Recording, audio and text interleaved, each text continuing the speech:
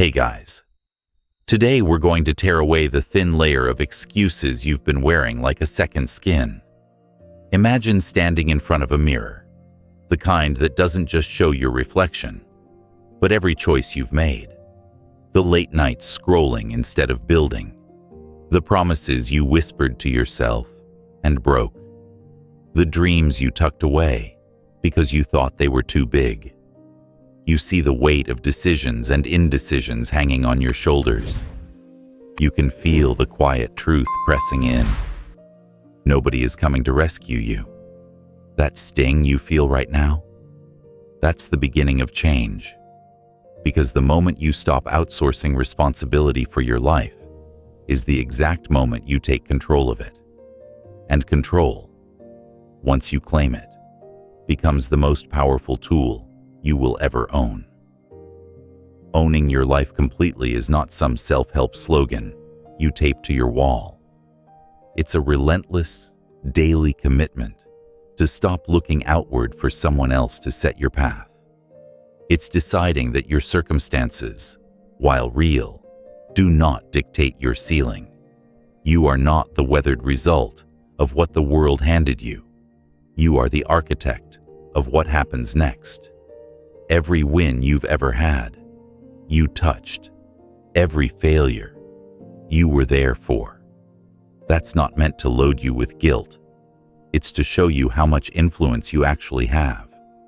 If your fingerprints are on your past, they can be all over your future. The first crack in the wall between you and your best self appears when you stop blaming anything outside of you. Time, people, luck, even the past. Blame feels comforting in the moment because it releases you from the weight of doing something about it. But that comfort is a slow poison. It keeps you from seeing that no matter how many valid reasons you collect, they don't build anything. They only decorate the cage you're still sitting in. Owning your life means you take inventory and you don't flinch at what you find. You stop hiding from your own patterns. Maybe you've been coasting, doing just enough to look busy, but not enough to truly move forward. Maybe you've been blaming bad timing for years, when the truth is, you haven't committed with both feet. Maybe you've been hoping someone else's belief in you will ignite your own. It doesn't work that way. Your confidence is built in the small, private moments where you keep your word to yourself, without applause, without witnesses, without a finish line in sight. And here's the uncomfortable part. The moment you take full ownership, you lose the right to wait. Waiting is easy when you can point to someone else as the cause of your delay. But when it's on you, waiting becomes a choice, and not a smart one. That's when you start to feel the urgency. That's when the clock doesn't just tick, it pounds. Every day you delay ownership, you delay progress. Every excuse adds another day to the distance between you and the life you say you want. So how do you start? First, you strip the story. You stop telling yourself the version of events that makes you the bystander. Instead, you narrate it in a way that puts you at the center. This happened because of the decisions I made. This is here because I let it be here. This is missing because I didn't protect it. That's not punishment. It's power. Because if you made it, you can change it. If you neglected it, you can rebuild it. Second, you treat your decisions like investments instead of reactions. Every yes and no is a deposit or withdrawal from your future. That hour you spend on something that doesn't move you forward, withdrawal.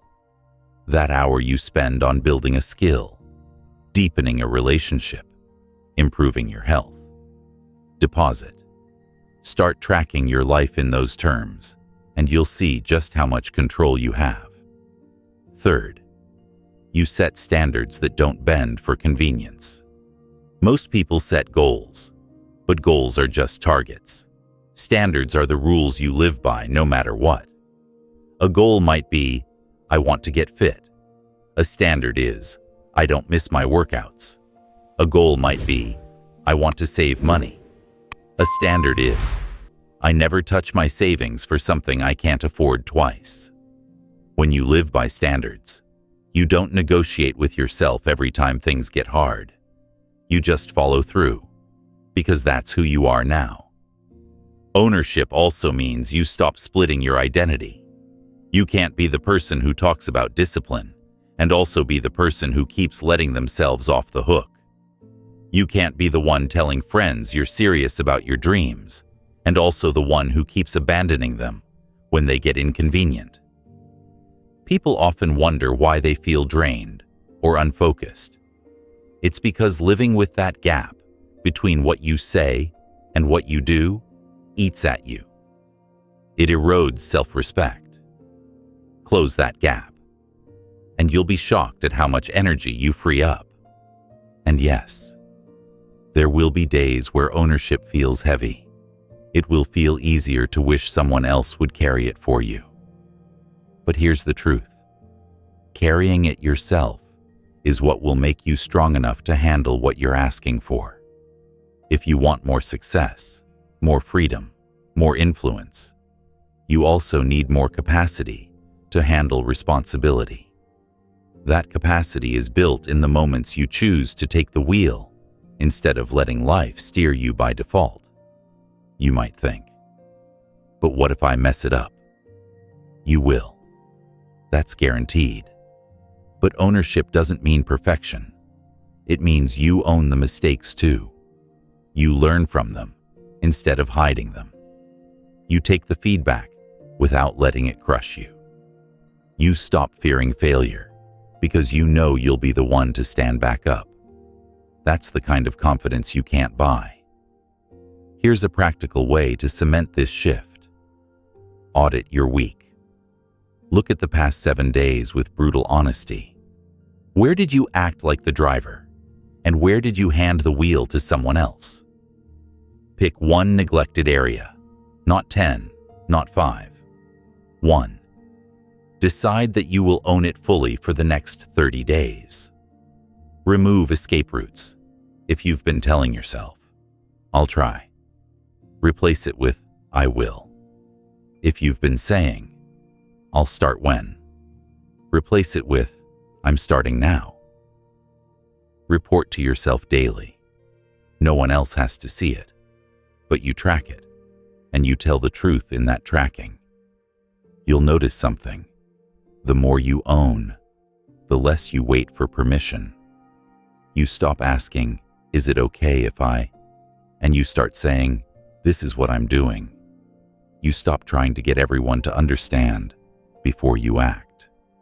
You realize that the people who matter will see your results, not your explanations. And here's the reward no one talks about.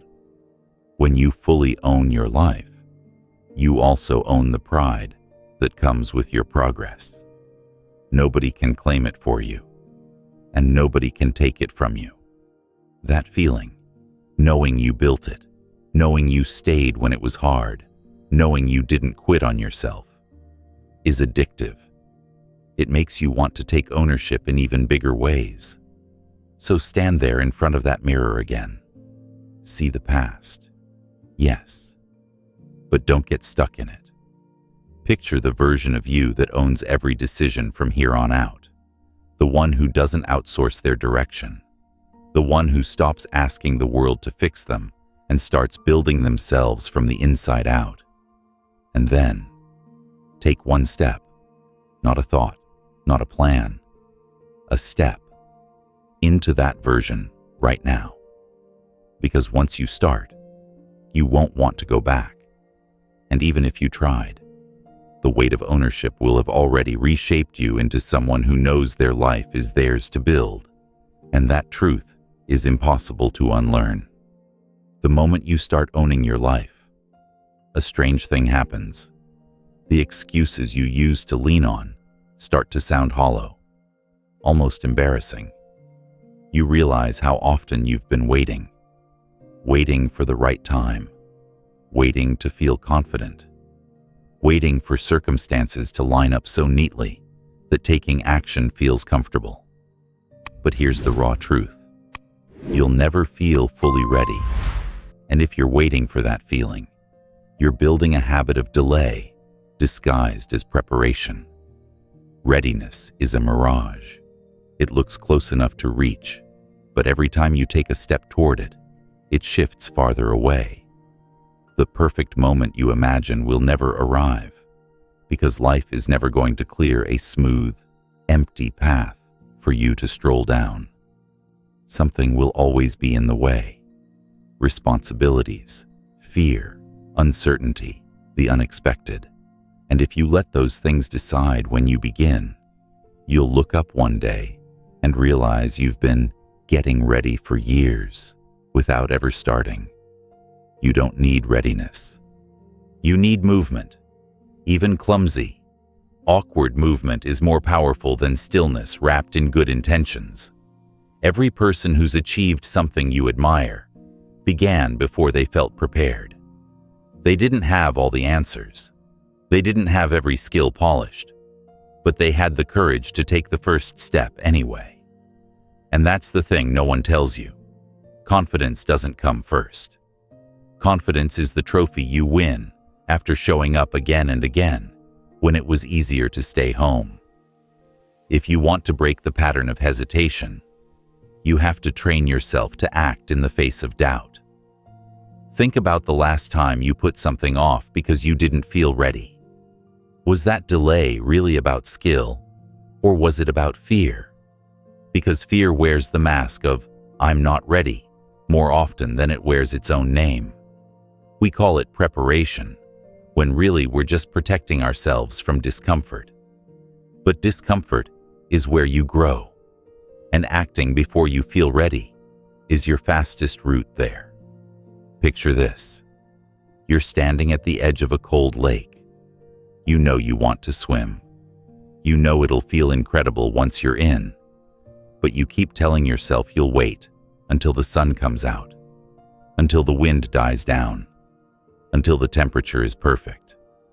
You're convinced that when conditions are ideal, the leap will be easy. But every minute you wait, the idea of jumping feels harder. Your hesitation turns into overthinking, and overthinking turns into paralysis.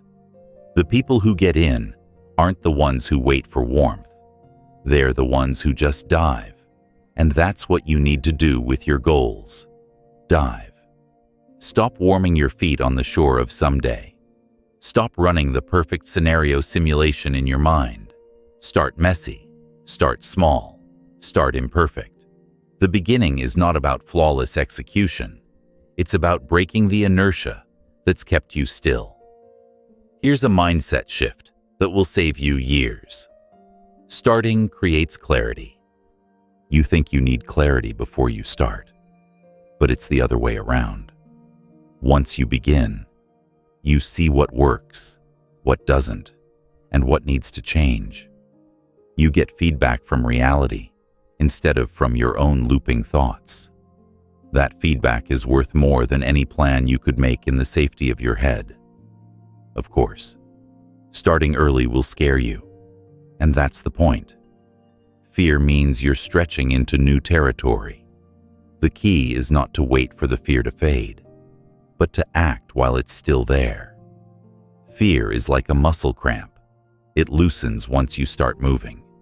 Every time you act through it, you prove to yourself that it can't stop you. And that proof stacks up until fear becomes just another background noise you've learned to ignore. Here's a strategy to make this real. Set a 24-hour launch rule.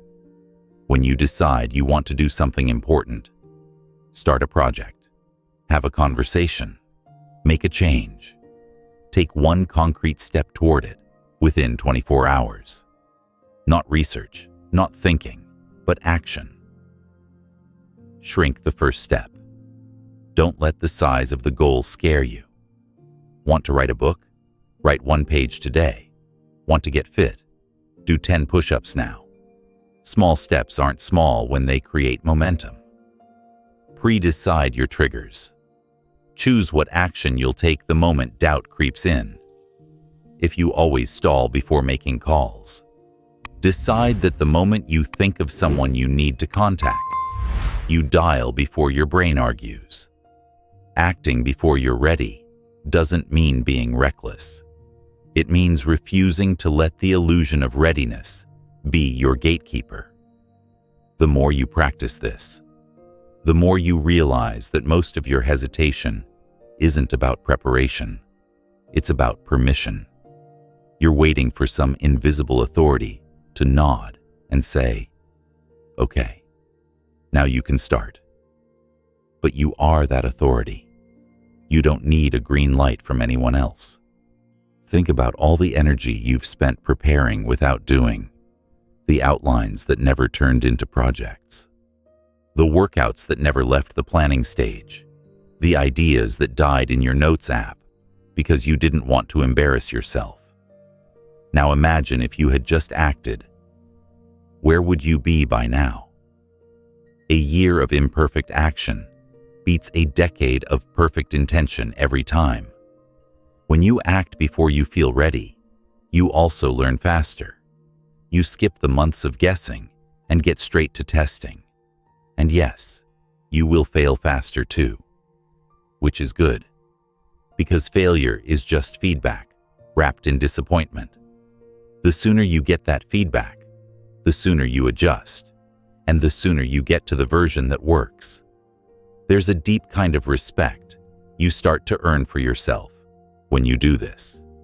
You stop being the person who says, "I'll start when," and you become the person who starts while everyone else is still deciding.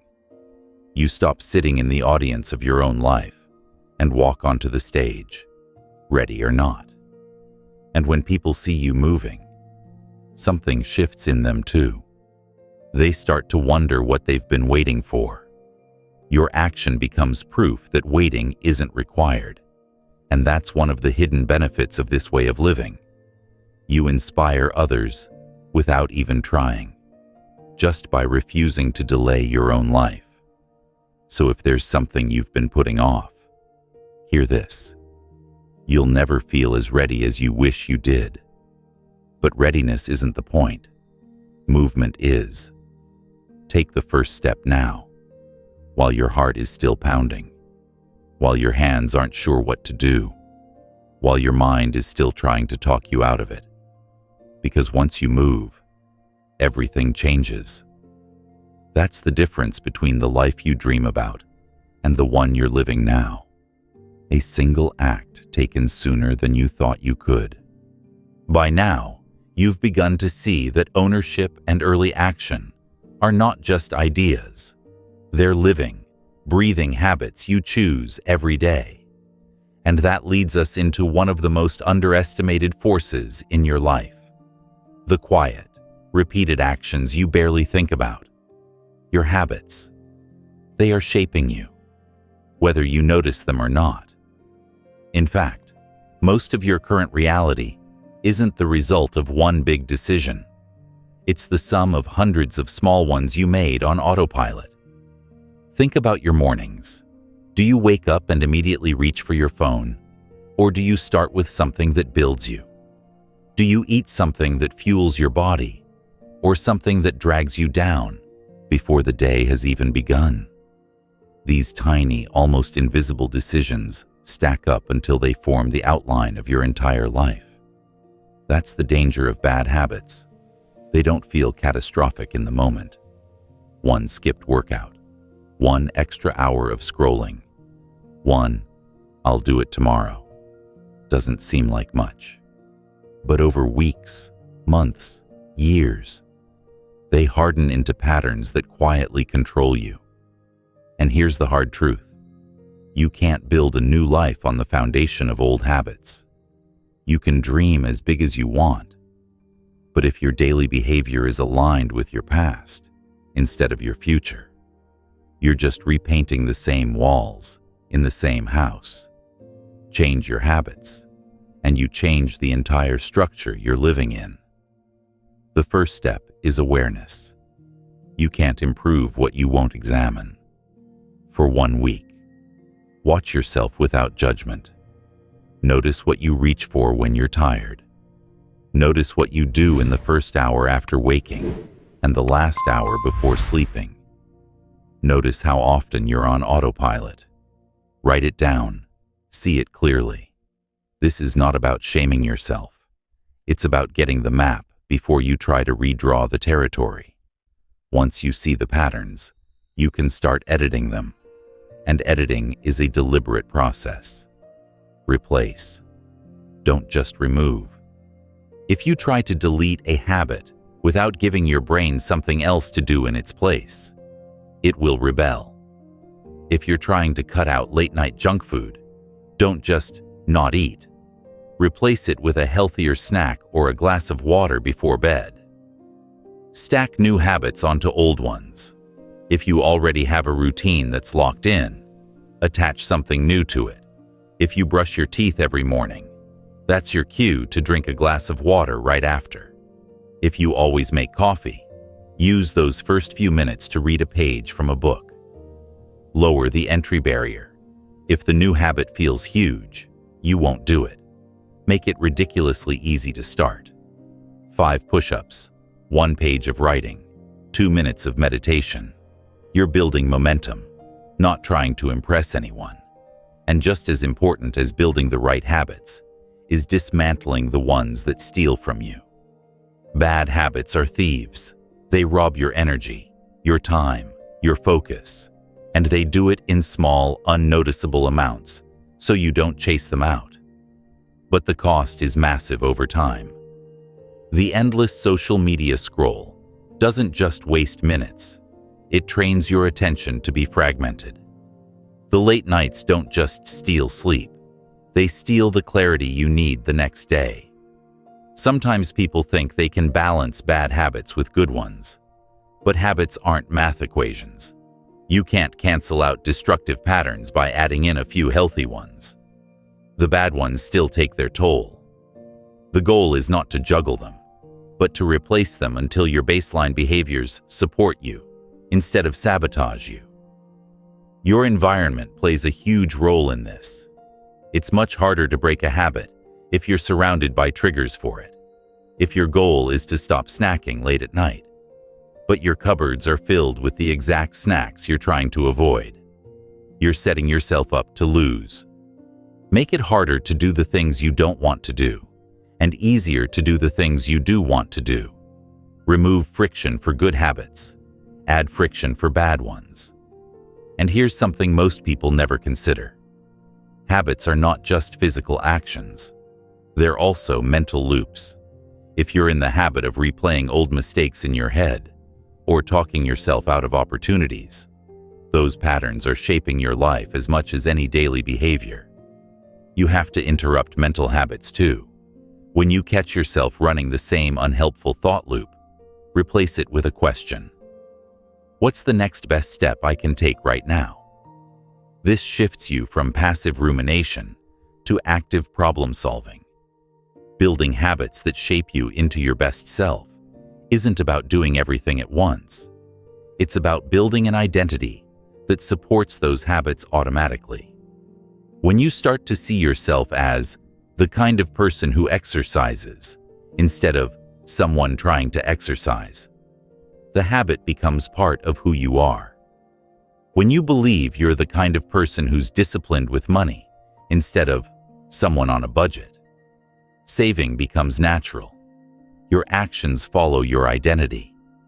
That's why it's not just about what you do, but about who you decide you are. And yes, you will have days when your old habits try to pull you back. Expect it.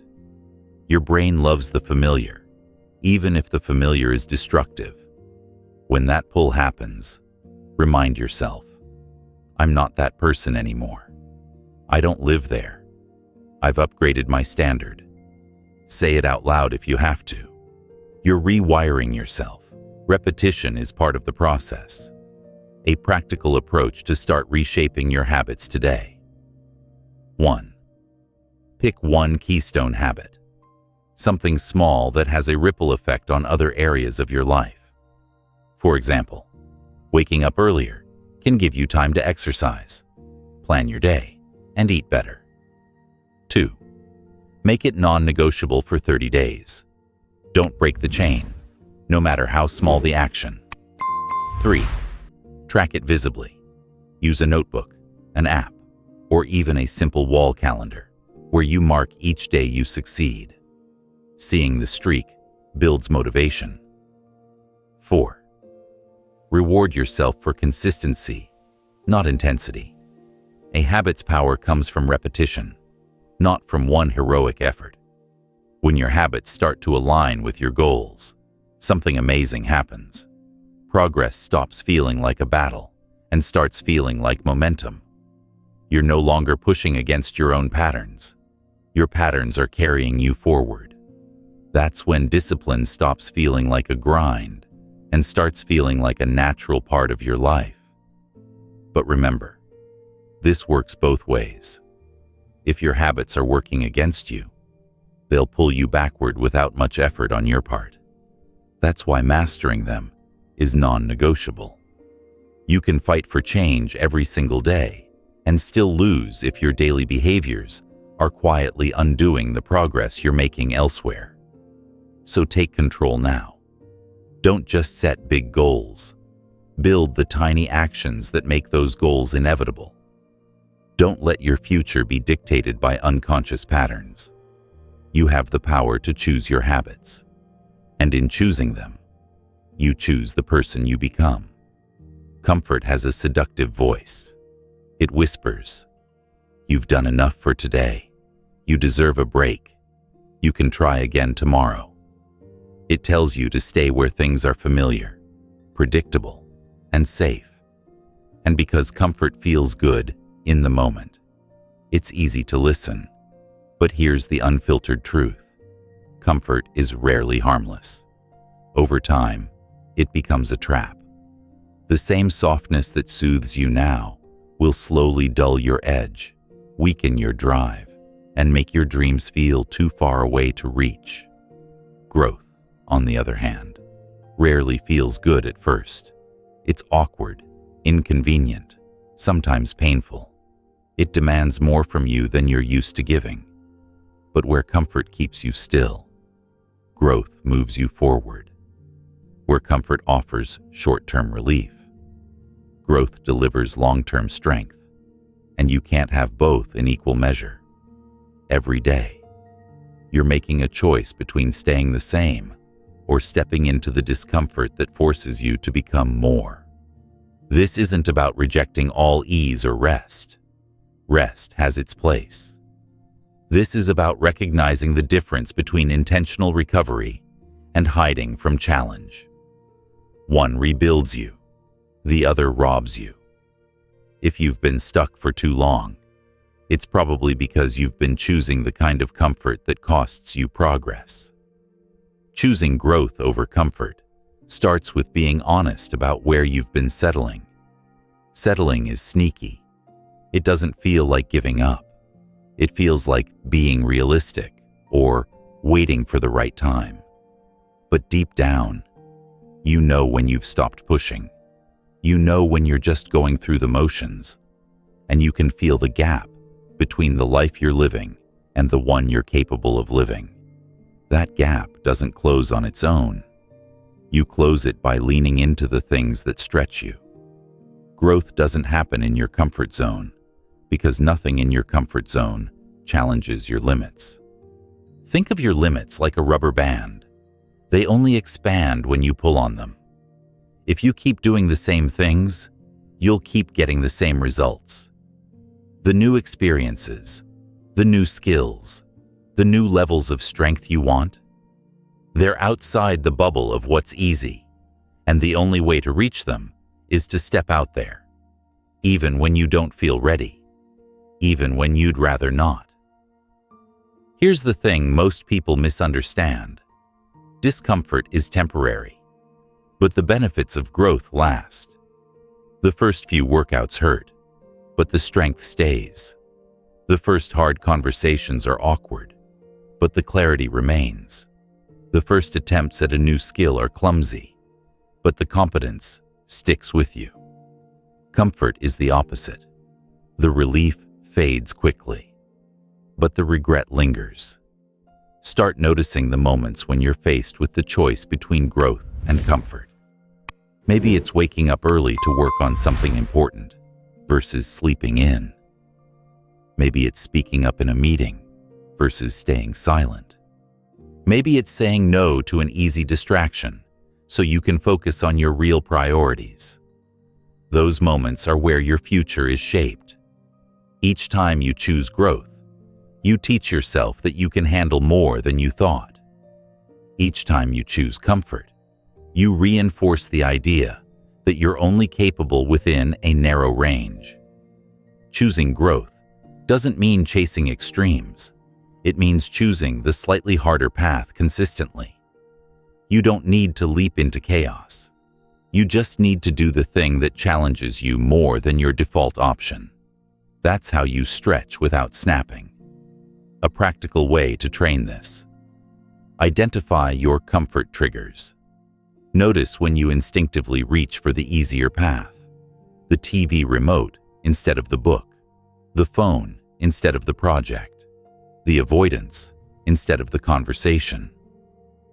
Pause before you choose. Give yourself 10 seconds to ask, which option will grow me more? Take the growth path once a day. You don't need to overhaul your entire life overnight. One conscious choice each day is enough to start shifting your default toward growth. Another important piece is learning to get comfortable with being uncomfortable. The first time you face a new challenge, your instinct will be to retreat. But if you stay with it, breathe through it, keep moving, you start to realize discomfort isn't dangerous. It's just new. Over time, your threshold expands, and the things that once terrified you become normal. And here's the unexpected bonus. The more you choose growth, the more alive you feel. Comfort numbs you. Growth wakes you up. When you're growing, your mind is sharper. Your energy is higher. Your sense of purpose is clearer. You stop counting down the hours in your day and start filling them with things that matter. Of course, comfort will keep calling. It's not going anywhere. There will always be an easier option, always a shortcut, always a way to back away from the edge. That's why you have to decide, in advance, what you stand for. If your identity is, I'm someone who chooses the path that grows me, then every time you act against that, it feels off. That discomfort, the kind that comes from betraying your own standard, is worse than the discomfort of growth. So make growth your default. Let it become part of who you are, not just something you do occasionally, every day. Look for the small edges where you can push yourself just a little further. Over weeks and months, those small pushes add up to a life that looks nothing like the one comfort would have given you. Ask yourself right now, where am I choosing comfort that's costing me my future? What one choice could I make today that would stretch me in the right direction? And when the answer comes, don't wait for motivation. Don't wait for perfect timing.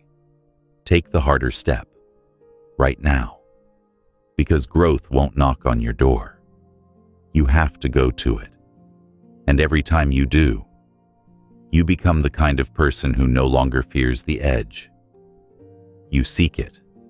There's a kind of discipline that can't be faked. It shows up in the quiet, unglamorous moments, the ones no one else will ever see. Holding yourself to a higher standard means doing what needs to be done when there's no applause, no scoreboard, and no one checking in on you. It's a commitment to being the person you said you'd be, not just when it's convenient or when eyes are on you, but especially when it's silent and the only accountability is in your own reflection.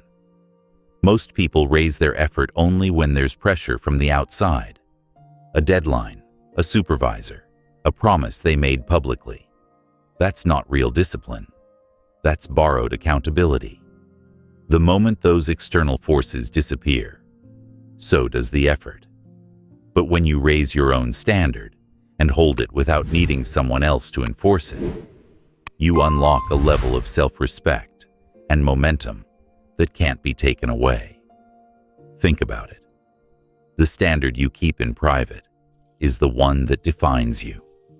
You can perform for others and still be cutting corners when they're not around. You can look disciplined in public and still be inconsistent when no one is watching. But you can't fake it with yourself. You know if you skipped the workout. You know if you broke the promise. You know if you took the easier route instead of the right one.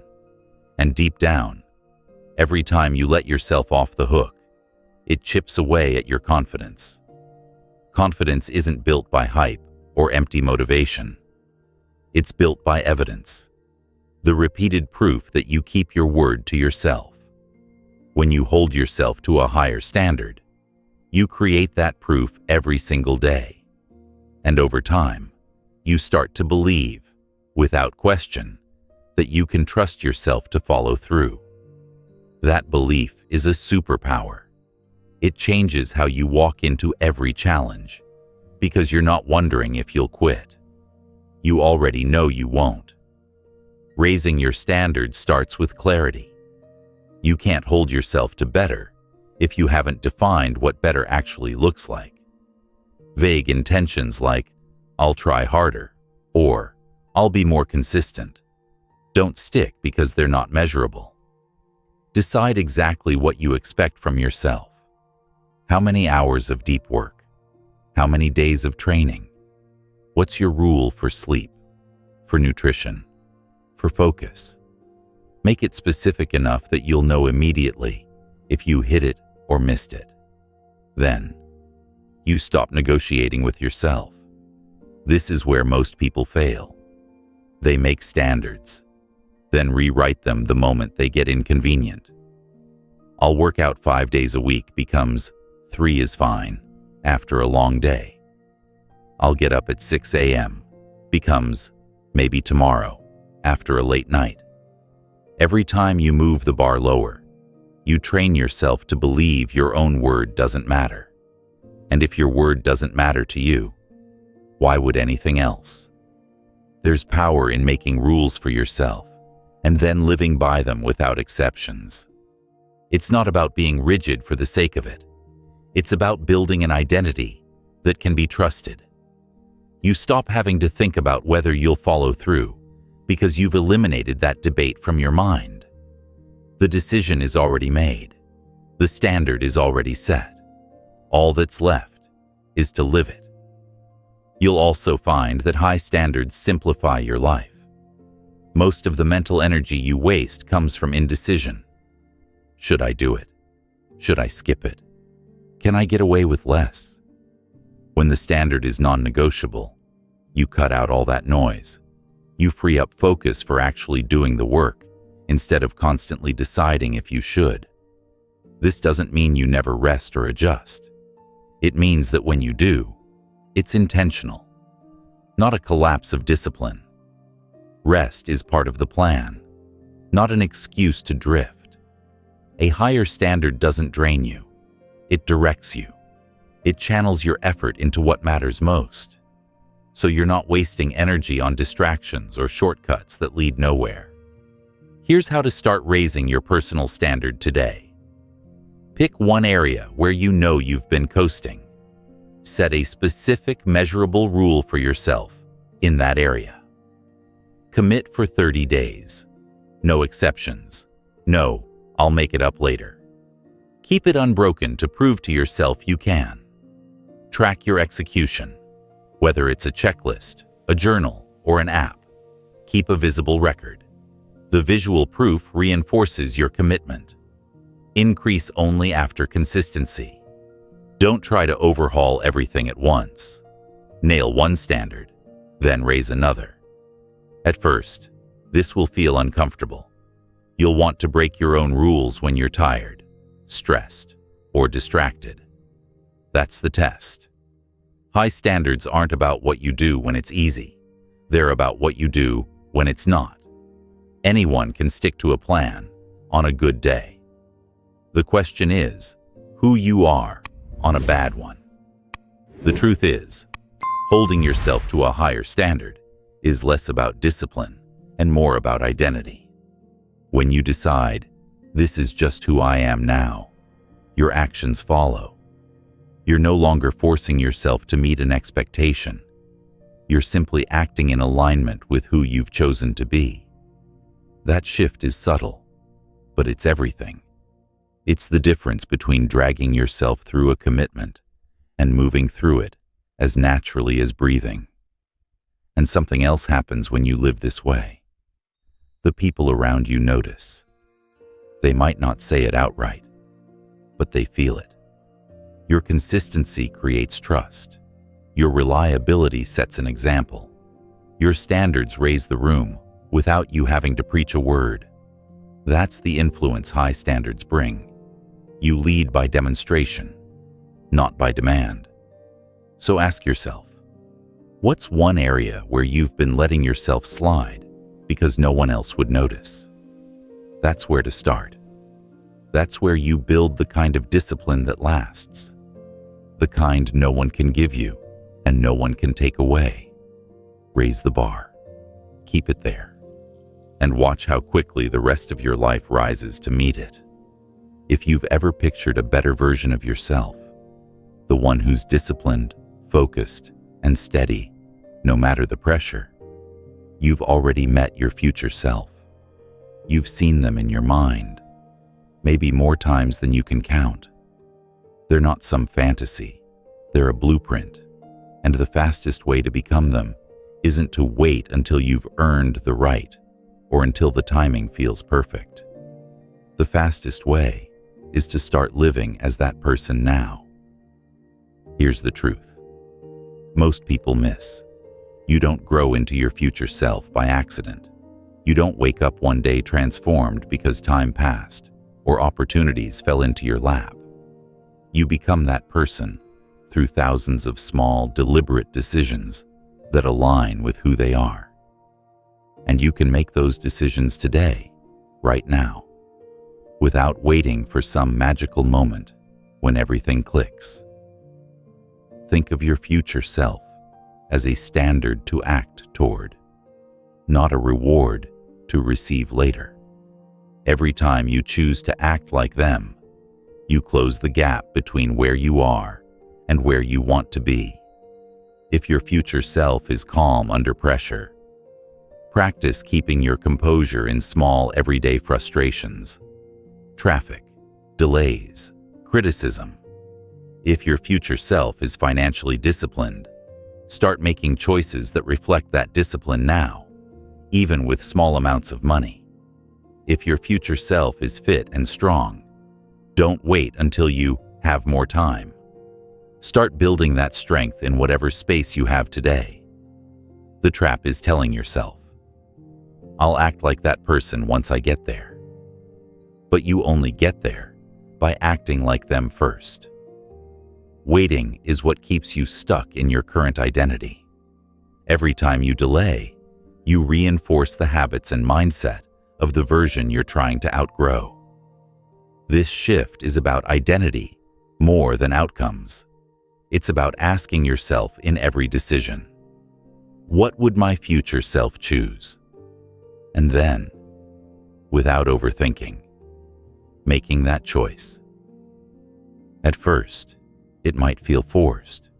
You'll catch yourself slipping back into old patterns because they're familiar. That's okay. The point isn't to be perfect. The point is to keep redirecting yourself until the new way feels natural. Here's a simple framework to bring your future self into your daily life. 1. Define them in detail. Write down who they are, what they value, how they spend their time, and how they respond to challenges. Be specific. 2. Identify daily proof points. Pick 2 or 3 small actions that your future self would do without fail, and start doing them now. 3. Check in nightly. Ask yourself, Did I act like them today? If not, note where you drifted and decide how you'll respond differently tomorrow. You'll notice something powerful as you do this. Your environment and opportunities will start to shift. Not because the world changes overnight, but because your behavior changes how the world responds to you. People take you more seriously when you carry yourself with the steadiness of someone who follows through. You get invited into better rooms when you move like someone who belongs there. Doors open because you're already walking, as if you know where you're going. Living as your future self also changes the way you handle setbacks.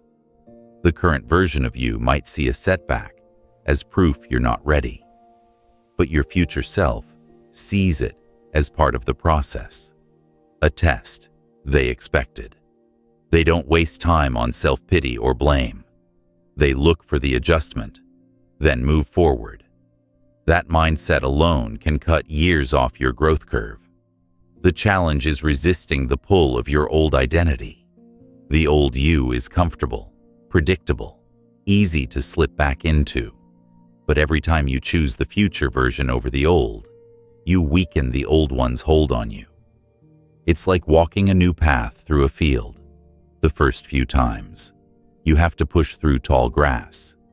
But the more you walk it, the clearer it becomes until it's the obvious route. Here's where most people sabotage themselves. They wait for confidence before they start. But confidence is built in the act of alignment. You don't feel confident acting like your future self at first, because it's unfamiliar.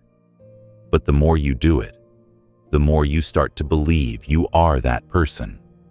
And belief is the fuel for even bigger actions. Make no mistake, this isn't about pretending. It's not about putting on a mask or faking perfection. It's about aligning your actions with your intentions. If your future self doesn't waste time on certain habits or people, start making those boundaries now. If your future self invests in learning and growth, make that investment now, even if it's just a small, consistent commitment. The day you stop waiting for transformation and start acting like the person you want to be is the day the transformation begins. You'll feel it in subtle ways, in the way you speak to yourself, in the choices you make automatically, in the things you no longer tolerate. And slowly, without fanfare, you'll look up one day and realize you've crossed the gap. You didn't wait to become. You became by living it daily. So don't just picture your future self like a dream you'll someday reach. Bring them into today. Live their discipline, their focus, their courage, their priorities, even in small doses. Because the only difference between you now and you then is the choice to start living like them now. And that choice is yours every single day. Excuses are the most convincing lies you'll ever tell, because you're the one making them, and you know exactly how to make them sound reasonable. They're dressed up in logic, wrapped in comfort, and whispered in the tone of a friend who's looking out for you. They tell you you're too tired, too busy, not ready, not in the right mood. And the danger isn't that these excuses are outrageous. It's that they're believable. They sound like protection, but they're really permission slips to stay the same. You've heard them all before. Maybe today, maybe an hour ago. I'll start when things settle down. I'll do it tomorrow when I have more energy. I can't because of X, Y, or Z. Every time you listen, you're making a trade. You give up a piece of your potential in exchange for temporary relief. That's the deal excuses offer. And if you've been stuck in the same cycle for months or years, this is why. You've been protecting your comfort at the cost of your progress. The first step to destroying excuses is calling them what they are, not reasons, not valid delays, not being realistic, but barriers you've built for yourself. That doesn't mean you ignore genuine obstacles. It means you separate what's truly immovable from what's just inconvenient. The truth? Most of what you call a roadblock is just a speed bump you've decided to park in front of. Excuses thrive in the gap between intention and action. They show up in the space where you've decided what you want, but haven't yet moved toward it. That's where they can work on you, convincing you that now isn't the time, that you should wait until it's easier.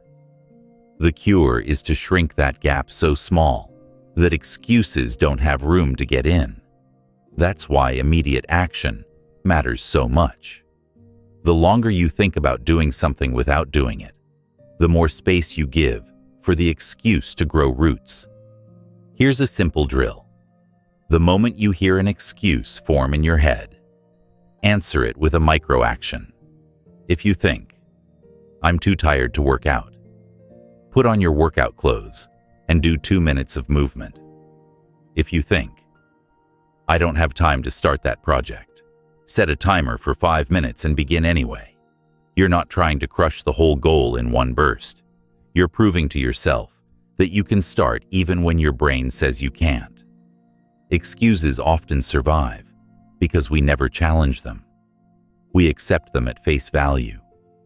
But what if, every time you gave yourself an excuse, you had to defend it in front of the most honest version of yourself? Would it still hold up? Or would you have to admit it's just fear, laziness, or discomfort in disguise? Start keeping score. Each day, make a note of when you acted despite an excuse and when you gave in to one. Don't do this to shame yourself. Do it to build awareness. Awareness is the first step to breaking any pattern. You'll quickly notice that most of your excuses repeat. They're not new. They're recycled. Once you know your top 3 go-to excuses, you can prepare for them like you'd prepare for bad weather. You can't stop the storm from coming, but you can stop it from wrecking your plans. One of the strongest ways to dismantle an excuse is to make it expensive. Not in money, but in opportunity. Tie a clear cost to inaction. If you skip the workout, you're not just skipping exercise. You're delaying the strength, energy, and confidence you've been working toward. If you avoid the conversation, you're not just avoiding discomfort. You're choosing to live with the same unresolved tension for weeks or months. When you connect the dots between an excuse and its real consequence, it's a lot harder to let it slide by unnoticed. Another tool, flip the script. Instead of saying, "I can't because," start saying, "I will even though." I will do my writing even though I'm tired. I will make progress even though the timing isn't perfect. That single shift moves you from the language of limitation to the language of determination. The truth is, most excuses are built on the assumption that the right moment is somewhere in the future. But the right moment is manufactured, not found. You create it by acting now, in whatever conditions you have, with whatever energy you can muster. Perfection is not required. Presence is. Yes. Some days will be harder than others. You'll have real challenges, real setbacks. But the more you train yourself to move anyway, the less power those challenges have over you. Excuses are like weeds. Pull them up early and often, and they stop taking over the garden. Let them grow unchecked, and they'll choke out everything you've been trying to cultivate. So here's your challenge. For the next week, every time an excuse comes up, write it down and do the opposite action, even if it's just a tiny step. By the end of that week, you won't just have fewer excuses, you'll have proof. Proof that most of the walls you thought were in your way were only doors you hadn't opened yet. Destroying excuses isn't about never feeling resistance. It's about refusing to let that resistance set the rules. You set the rules now. And when you stop negotiating with your own limitations, you start living like someone who can't be stopped, because you've stopped stopping yourself. Time is the most valuable currency you will ever have, and it's also the easiest to spend without noticing. You can lose money and make it again. You can miss an opportunity and wait for another. But every hour that slips away is gone for good. That's why how you use your time says more about your priorities than anything you claim to care about. You can say you want growth, success, or change. But if your hours are leaking into things that don't move you forward, the truth is written in your schedule. The problem is, most people don't run out of time. They give it away. They hand it to distractions, to meaningless tasks, to other people's priorities. They trade it for entertainment that doesn't refresh them, and for conversations that don't build them. 10 minutes here, 20 minutes there, and before you know it, the day's momentum is gone. You're left wondering where the hours went, as if they disappeared by magic, when in reality, they walked right out the door you left open. Taking ruthless control of your time doesn't mean filling every second with work or stripping your life of joy. It means getting intentional. It means making sure the way you spend your hours actually supports the life you say you want. And it means protecting those hours like they're under constant attack, because they are. The first step is to become painfully aware of where your time is going. For 1 week. Track it without changing anything. Write down everything: scrolling, texting, meetings, errands, downtime, all of it. Don't round up, don't estimate, be exact. At the end of that week, look at your log the way you'd look at a bank statement if money was missing. You'll see exactly where you've been robbed. And most often, the thief is you. Once you see the leaks, start plugging them. Here's how. Block your priorities first. Don't squeeze them into the leftover space. If building your health, business, or skills is important, those go on the calendar before anything else. Cut low-value commitments. If it doesn't serve your goals or bring genuine joy, question why it's there. Limit open-ended activities, social media, TV, or casual browsing. Expand to fill whatever time you give them. Set a timer before you start, and stop when it rings. The key is to run your day on purpose, not by default. Most people wake up and slide straight into reacting, to messages, to news, to whatever pops up. That's giving your time away before you've even decided what it's for. Instead, start each day by deciding what matters most and protecting space for it. Your mornings are especially powerful. The first hour sets the tone for everything that follows. If you spend it in distraction, you'll fight to recover focus all day. If you spend it in alignment, moving your body, setting your priorities, doing your most important work, you carry that momentum into everything else. Guard that hour like your life depends on it, because in many ways, it does. Another truth. Controlling your time means getting comfortable with saying no, not maybe later or I'll try.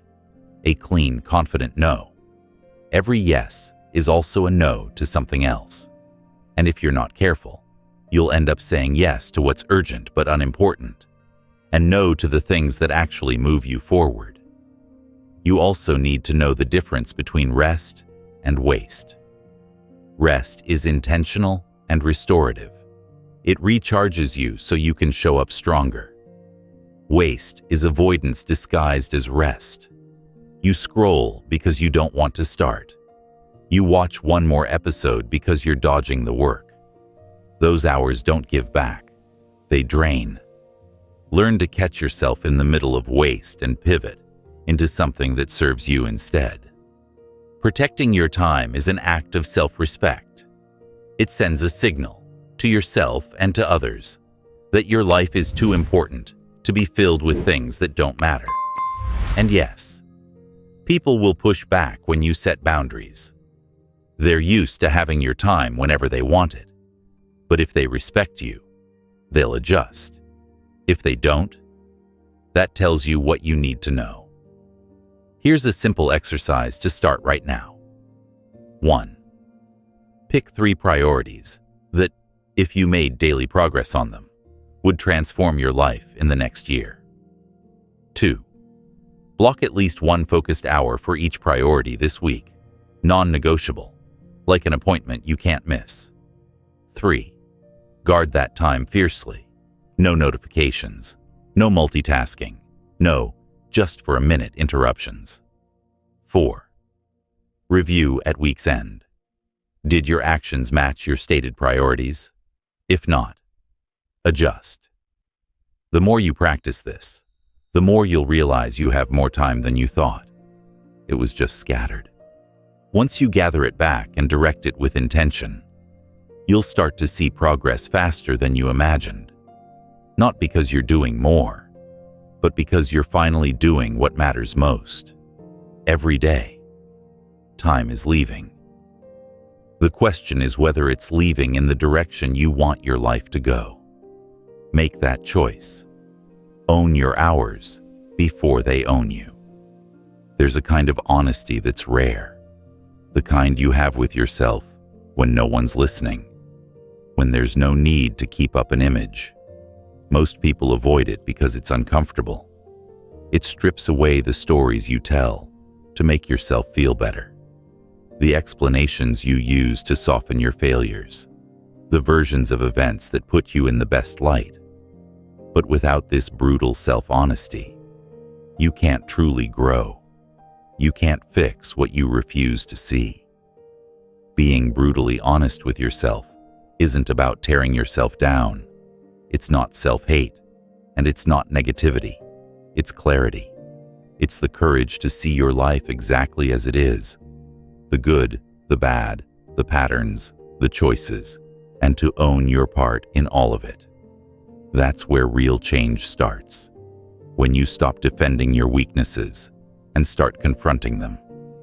The first truth to face is that your current reality is largely a result of your own decisions. Yes, circumstances matter. Yes, life throws curveballs you can't control. But between what happens and how you respond, there's always a choice. And those choices have shaped the life you're living right now. If you keep blaming the economy, your boss, your parents, your partner, or the timing, you'll stay exactly where you are. The moment you say, "I had a hand in this," you take back the power to change it. Start with the areas you've been avoiding. We all have them.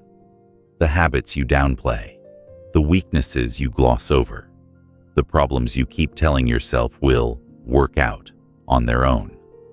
Ask yourself, what am I pretending not to know? That question can feel like a punch in the gut, but it's one of the most liberating things you'll ever do. Brutal honesty also means admitting when you're the one standing in your own way. Maybe you've been talking about a goal for years, but never built the discipline to chase it. Maybe you've been blaming a lack of resources, when the truth is, you've wasted the ones you had. Maybe you've been expecting results without putting in consistent work. It's not easy to admit, but once you do, the path forward becomes clearer. Because now you're working with reality, not a story. Here's a simple but confronting exercise. 1. Pick one goal you've been struggling with. 2. Write down every reason you haven't achieved it. 3. Cross out everything that's outside your control. 4. What's left? That's your responsibility, and that's where your focus needs to go. You might find the list is shorter than you thought, but heavier, because it's all on you. And that's good news. If you caused it, you can change it. This level of honesty also applies to your strengths. Sometimes you've achieved things and downplayed them, either to stay humble or because you didn't want to feel pressure to keep performing. But owning your wins is just as important as owning your failures. It gives you a clear picture of what you're capable of, which fuels confidence and momentum.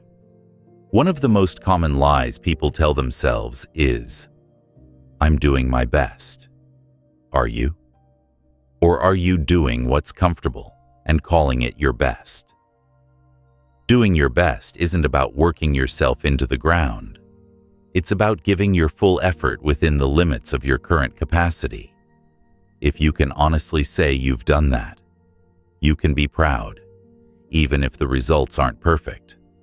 But if you know you've been coasting, it's time to stop hiding behind that phrase.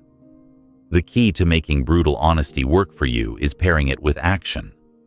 Awareness without change is just self-criticism. Once you've faced the truth, ask, "What's the smallest step I can take to change this today?" Then do it. Don't wait for a master plan. The act of moving toward a solution reinforces that honesty is worth it, because it leads somewhere better.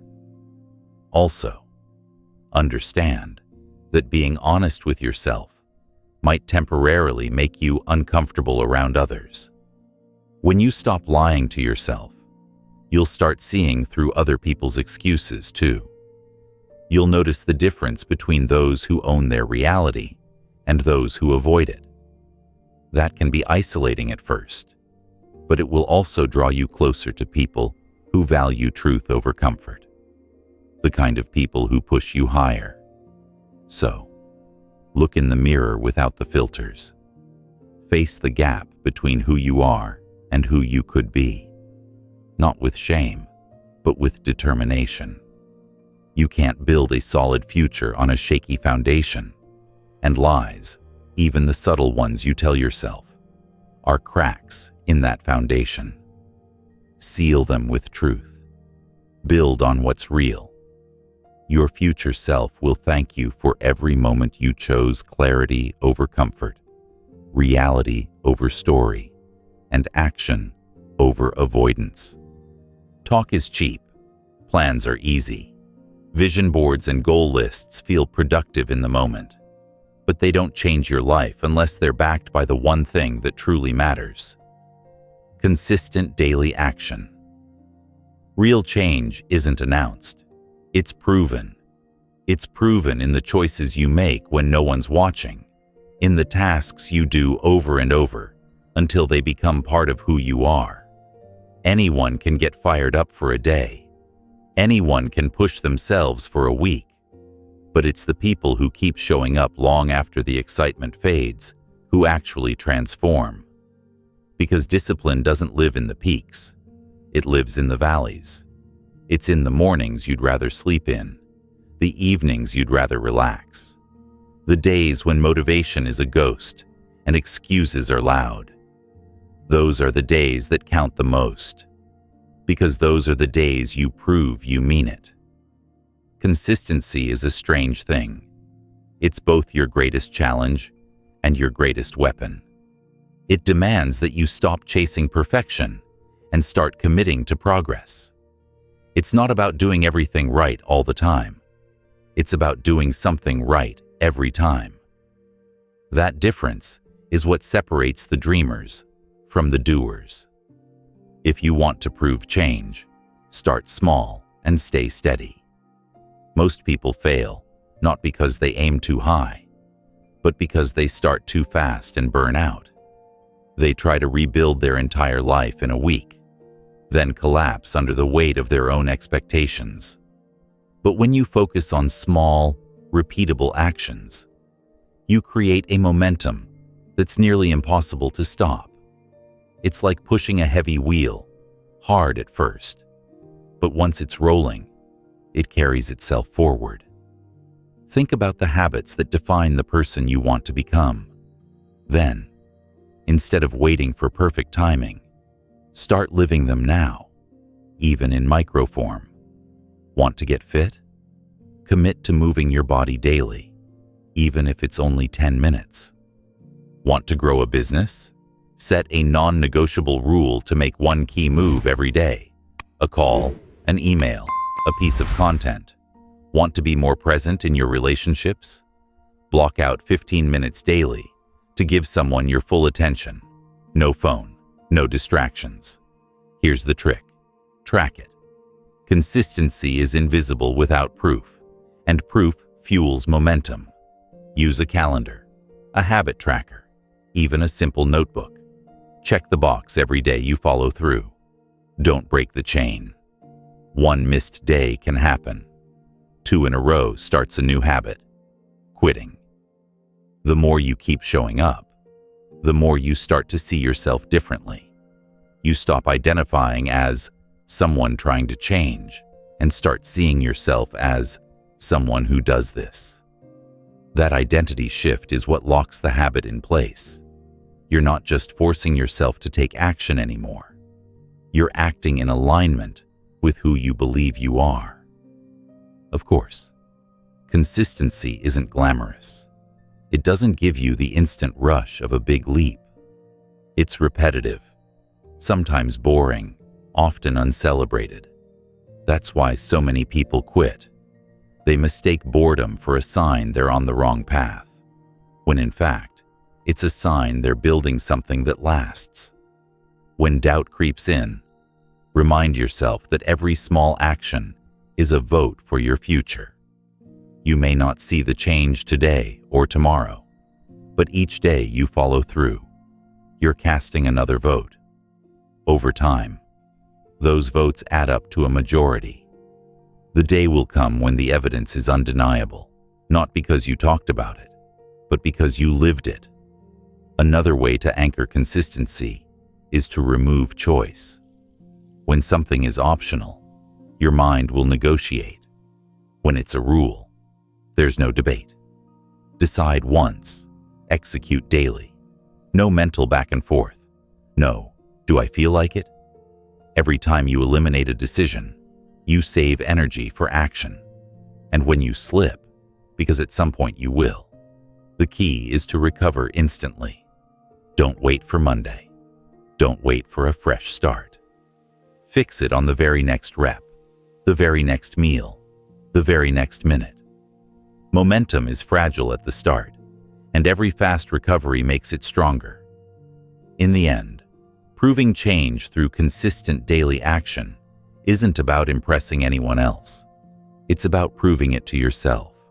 It's about looking back 6 months from now and realizing you've become the person you were trying to be, not because of one massive push, but because of hundreds of quiet, ordinary days where you refused to stop.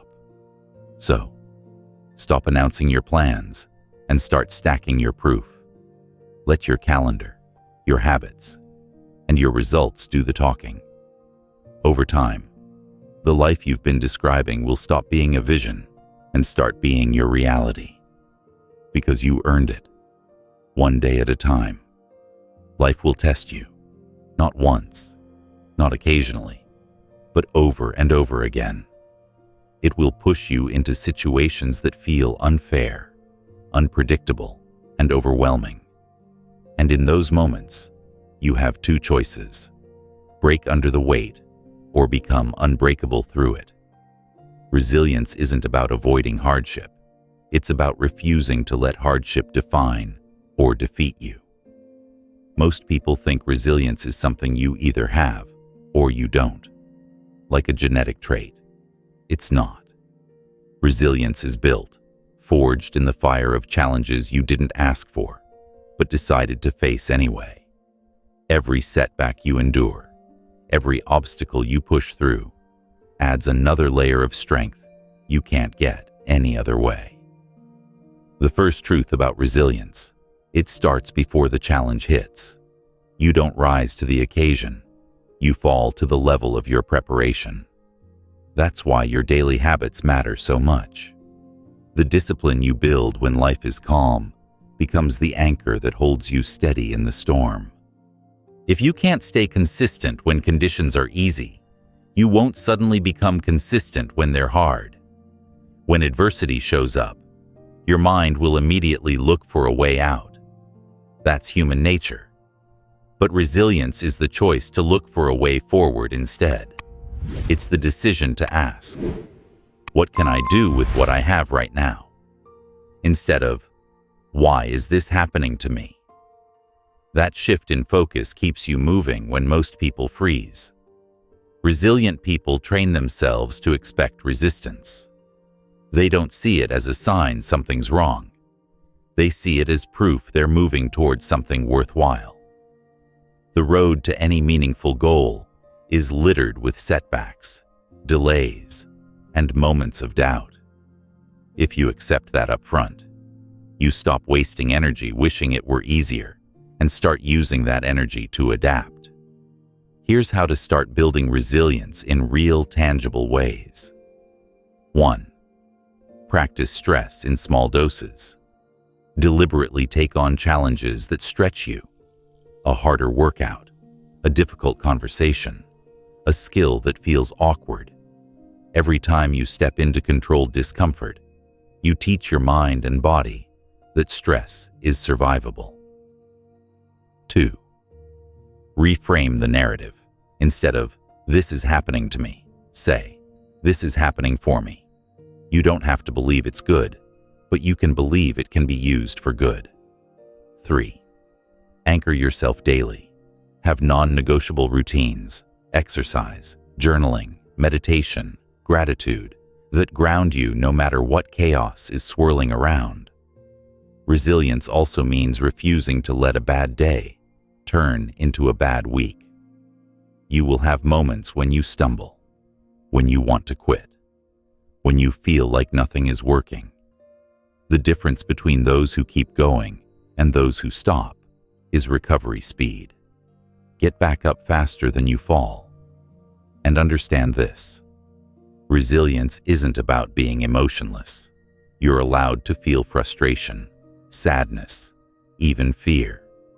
You can cry, yell, take a breath. But after that, you come back. You return to the fight. You keep moving. The most resilient people aren't the ones who never get knocked down. They're the ones who refuse to stay there. The challenges you're facing right now, yes, the ones that feel too heavy, are training you. They are shaping a version of you who can handle more, recover faster, and lead yourself with greater clarity. That version doesn't come from reading about resilience or thinking about it. It comes from living it. So when the next obstacle shows up, and it will, remember this: you've survived every hard day you've ever had. You've already proven you can endure. Now, prove you can grow through it. Turn the weight into strength, the setback into strategy, the challenge into character. That's resilience. And once you've built it, you'll carry it into every area of your life. No matter what comes next, no one is coming to lead you.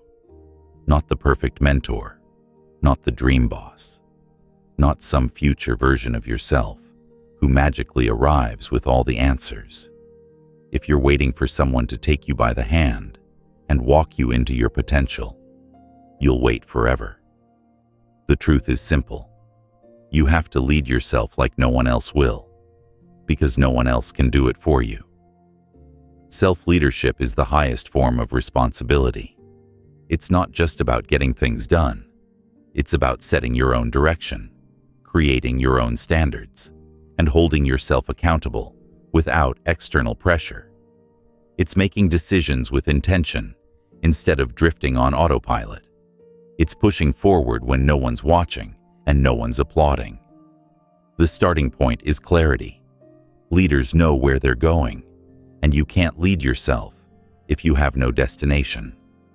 Define your vision in detail, not just vague goals like be successful or be happier, but specific outcomes and the kind of person you need to become to achieve them. Write it down, read it often, Let it shape your daily priorities. Once you have that vision, you lead yourself through structure. That means designing systems and routines that make progress inevitable. Don't rely on willpower. Even the best leaders don't. They rely on habits and environments that make the right choice, the easy choice. If you want to lead yourself well, automate as much of your success as possible. From your morning rituals, to your work processes, to your personal development. Self-leadership also demands decisiveness. Leaders don't wait for certainty before they act. They make the best decision they can with the information they have. Then, adjust as they go. If you're constantly hesitating, you're not leading. You're following fear. The cure is to shorten the time between recognizing a choice and making it. Even a wrong decision followed by a quick correction is better than paralysis. And leadership, especially self-leadership, isn't about comfort. It's about taking on responsibility when it would be easier to look away. It's about doing the hard, necessary work that others avoid. That might mean having uncomfortable conversations with yourself about your habits, facing down your own procrastination, or owning mistakes without excuses. Here's where many people fail at self-leadership. They try to do it in isolation, without feedback. But leading yourself doesn't mean shutting out input. It means seeking honest feedback from trusted sources and acting on it, even when it stings. You're not leading for approval, you're leading for growth. To strengthen this skill, try this. 1. End each week with a leadership review. Ask, did I follow through on my priorities? Where did I drift? What will I do differently next week? 2. Create a personal code of conduct. 3 to 5 rules you will not break, no matter what. Live by them. 3. Track your decisions. Every major choice. Note why you made it, what you expected, and what happened. This builds pattern recognition and sharper judgment. Leading yourself like no one else will also means knowing when to challenge yourself and when to protect yourself. You push your limits, but you also rest strategically to avoid burnout. You balance ambition with sustainability, because a burned-out leader is no leader at all. And here's the thing. Once you master self-leadership, you naturally become a leader to others. People are drawn to those who take ownership, act with clarity, and set high standards for themselves. You inspire without trying, simply by the way you carry yourself. So stop waiting for a leader to appear. You are the leader. You set the pace. You choose the direction. You enforce the standards. And every day you lead yourself well. You build a life that no one else could have built for you, because no one else had the authority, the insight, or the responsibility to do it. Starting is important, but finishing, really finishing, is what defines you. Anyone can light a spark of motivation in the beginning, but the real measure is whether you can carry that flame all the way to the end. Too many people begin with excitement and end with excuses. They sprint at the start and limp across the finish line, or worse, never cross it at all. You're here to be different. You're here to finish stronger than you started. Finishing strong is a mindset as much as it is an action.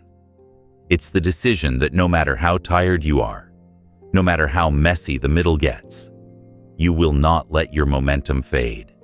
You'll push harder when most people are easing up.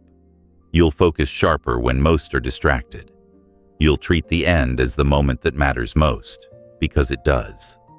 Why? Because how you finish shapes how you remember the journey. It's the last impression you leave on yourself. If you quit near the end, the story in your head becomes, I almost made it, but That's a story that sticks, and it bleeds into the next challenge you take on. But if you push through, if you close the gap with everything you've got, the story becomes, I didn't just make it, I owned it. That's fuel for the rest of your life. Finishing strong means resisting the urge to coast.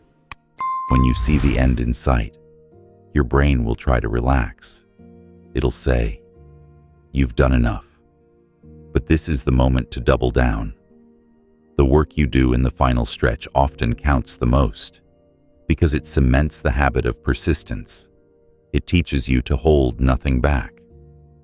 Think of athletes who push hardest in the final seconds of a race, students who study through the last night before an exam, entrepreneurs who close the quarter with one more bold move. They know the finish isn't just the end, it's the exclamation point, and it's often the difference between good results and great ones. The key to finishing strong is preparation. Don't wait until the end to decide how you'll handle it. Plan for the dip in energy, the temptation to coast. Build habits early that make intensity your default. So when the final push comes, you don't have to find another gear. You're already in it. And remember, finishing strong doesn't mean burning yourself out. It means being intentional. It means channeling your remaining energy toward the actions that matter most in the closing moments. Strip away distractions, ignore the noise, and focus only on the moves that will get you across the line with pride. One of the most powerful finish strong strategies is visualization. Picture yourself at the end, looking back. How do you want to feel? What do you want to be able to say about the way you closed this chapter? Let that future pride pull you through the discomfort of the present. Finishing strong also means not disappearing after the finish. Celebrate, yes, but don't vanish. Capture the lessons while they're fresh. Ask yourself, what worked? What would I do differently? What habits from this process will I carry forward? That reflection is how you make sure one strong finish sets up the next strong start. Because that's the final truth. Every finish is also the beginning of something else. The way you close one season is the tone you set for the next. Finish strong here, and you start strong there. Build that cycle into your life, and you'll be unstoppable. You've been building ownership, action, discipline, and resilience. You've been shaping yourself into someone who doesn't wait, doesn't fold, and doesn't stop. Finishing stronger than you started is the natural conclusion to that journey. It's proof, to yourself and to the world, that you're not here to dabble. You're here to dominate, and you don't just show up for the first mile. You own the last one. You've reached the end of this journey, but what you've built here isn't meant to stay in these words. It's meant to live in your days, in your choices, in the way you carry yourself from this moment forward.